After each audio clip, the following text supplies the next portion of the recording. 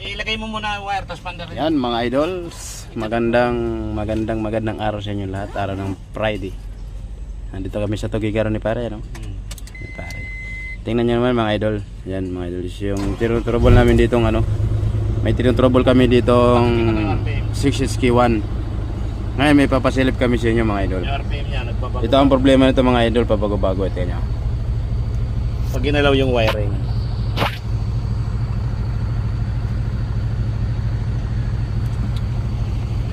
Tama idol ha.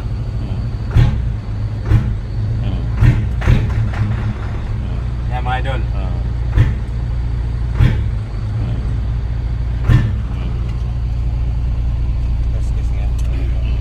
So, ang nakita natin mga idol, kaya hinalungkat natin itong ma-wiring niya mga idols.